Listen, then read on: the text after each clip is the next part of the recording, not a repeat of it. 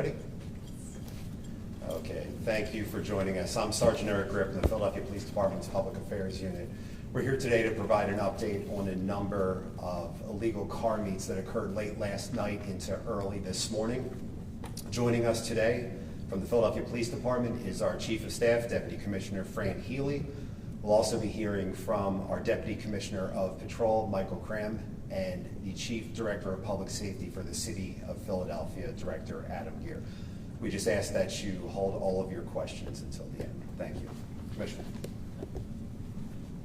Good afternoon, and thank you for coming. I appreciate it. We're here to talk about a series of events that occurred starting about 9:30 last night and ending about 4:30 this morning. The illegal car meets involving spitting out, drag racing, fireworks, as fires, you name it. The issue, and we'll talk about the details, Deputy Commissioner Cram will talk about it, but I was asked to come here specifically by Mayor Parker and on behalf of Commissioner Bethel to send a message. The message is this behavior will not be tolerated.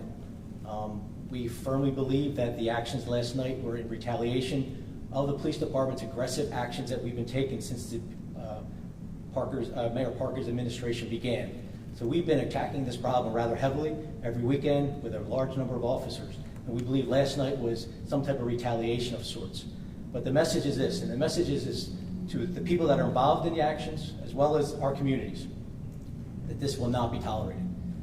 The information that we received last night, for those that were involved in it, should be very well aware. We have your picture. We're coming for you. If you think you got away last night, you didn't. Okay, so when you hear that banging on the door, it will be us. We're coming with search warrants and we're coming with arrest warrants. So don't think we're going to lay down and allow this to happen in our city. We're not. And that's a message to the police officers out there as well that are on the line dealing with this nonsense. They also need to know that we're not putting up with this. So that's the message. I just want to make sure it's very clear from the mayor that this is unacceptable in the city and we will not tolerate it. With that, I'll let Deputy Commissioner Cram talk about the specifics, and then I'm happy to answer any questions after that.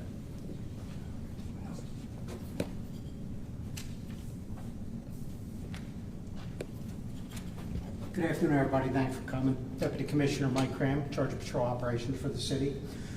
So this is not an uncommon occurrence, obviously. It's why it's the mayor's priority as well as ours. Generally, every weekend we do run enforcement actions to try to disrupt this behavior. For the most part, every Friday, Saturday, and Sunday night, we have some types of car meetups. Usually they're small. Once we find out about them, upon police arrival, they generally disperse. Occasionally, as you've seen in the past, sometimes they don't disperse, and they quite frankly, are quite disruptive. Last night was one of those incidents, right? So we had 11 total, spanning from 9:30 last night, starting in the northeast at 7400 Boston Avenue, finishing up at 4:30 this morning down next to City Hall. So that was 11 total incidents. Of those 11 incidents, 6 of them involve some type of destructive behavior. And I'm not talking, everything they do is destructive, right? I mean, they're ruining the quality of life. They're, drifting, drag racing. At one point, they had a flamethrower. Yes, there's video of them with a flamethrower.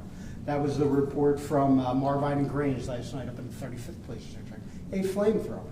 Some of these events will be small, from 50 car involved to up to 200. So that's what we had last night. Of those 6 events, a few of them were obviously a little more violent. They actually attacked police officers, threw various things at them, shot off fireworks, ended up damaging 5 of our vehicles, including the big RV that was outside a City Hall that we use as kind of a deployment base and presence out there. They deployed that. They jumped on police cars out in the southwest around Bartram Island. So it was very disruptive. In one of them, we had at 7400 Boston, we were able to stop them in a large amount, end up issuing CVNs, co-violation notices. It's under a city ordinance for nuisance cars. We end up issuing 15 of those. 9 of those were for participants in cars, and another 8 were for those that were just spectators. Couldn't make any arrests out of those because we didn't really see anybody involved in the drifting or drag racing. During that incident, a car tried to flee, attempted to run 2 of the police officers over. Fortunately, they missed, but in the process of fleeing, they hit an innocent civilian. Fortunately, injuries weren't bad, but we do have an ID. That car has been identified, the driver's been identified, and an arrest warrant is pending, so there'll be one arrest for there. There was also another incident around 20th and Patterson around 11:47, where there was also arrest. Same thing, tried to run over police officers, end up running into a pole, destroying the car. 2 arrests, one was a juvenile, one from Drexel Hill, and one from Upper Darby. Anybody have any questions at this point? Do you think it was the same groups of people moving around the city, or a bunch of different groups kind of throughout? Like when you hit one spot, would they then move to like a different neighborhood or something like that? We do believe that they're coordinated and they are the same groups of people, not all the time, but for the most part, yes.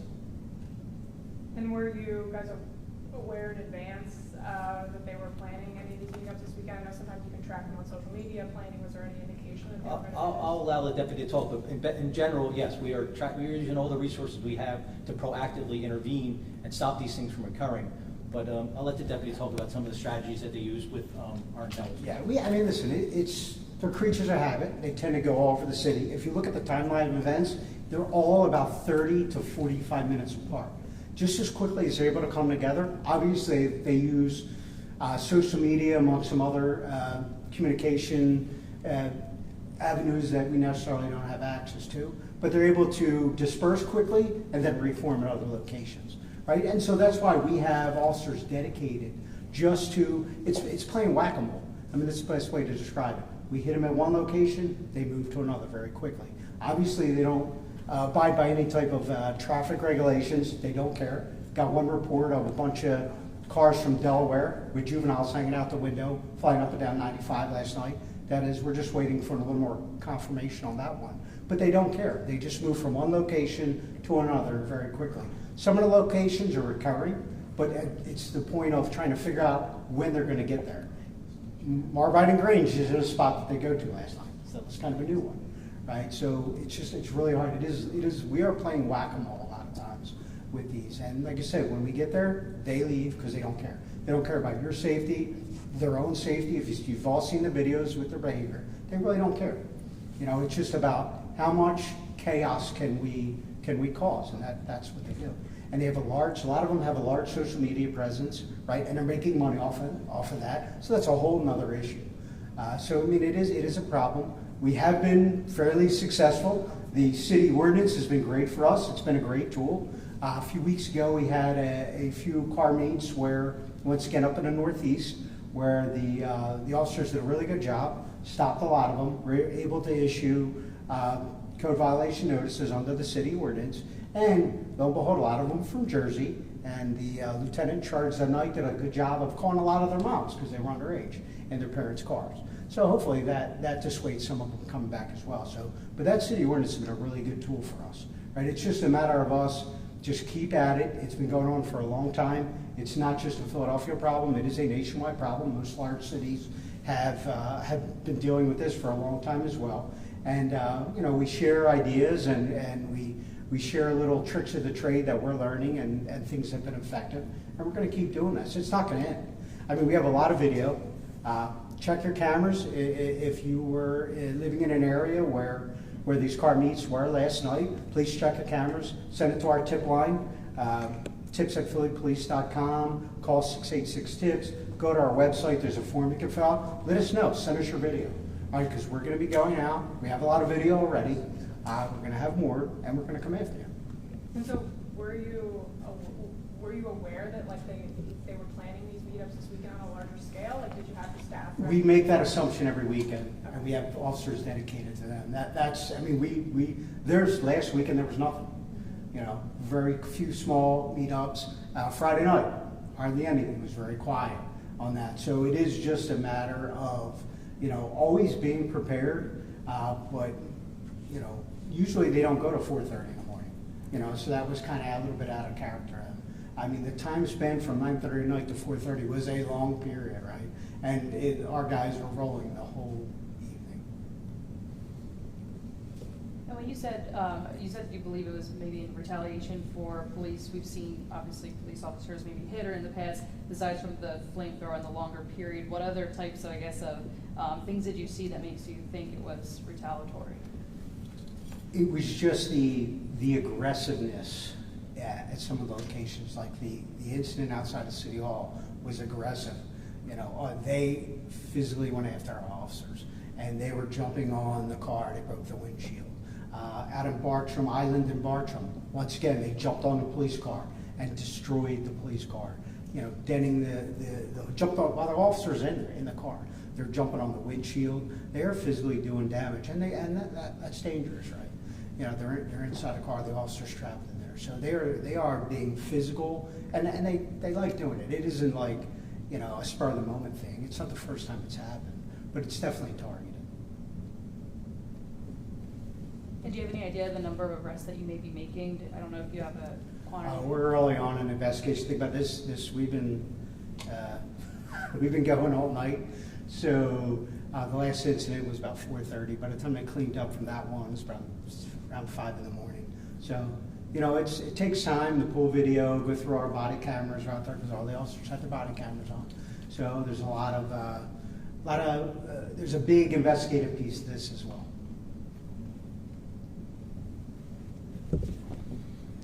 Do you feel like the nuisance car ordinance has been helpful? And Yes, cool? it's What been very. There's a few things that we've kind of changed. The ordinance has been extremely helpful because it's a significant fine for the nuisance car behavior, for having the tag flipping devices, as well as the boom cars. Right, we've hit a few of those, towed a few of those cars.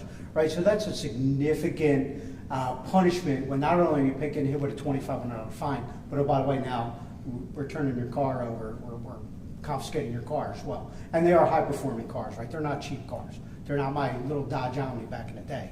They are high-performance vehicles, right? So it comes at a significant cost to the individual. We've also been really successful in coordination with the DA's office for identifying cars that have fled, identifying the driver and the car, and then charging them with eluding and reckless endangerment. So that's been another little wrinkle we've thrown in there on the enforcement piece too, and it's been very successful. We've done that with the car meets, and we've also done it with the dirt bike ATV enforcement as well, right? Because we're stopping these guys, and they're like, "Oh, we're getting locked up." Yeah, man, you're getting locked up now, right? So as Deputy Healy said, a lot of video out there. So to our fellow citizens, if you got video, please send it to us. Get it to us any way you can, and we're going to continue to do this investigation, and we're going to come get you. Any more questions? Okay, thank you. Thanks, guys. Thanks, everyone.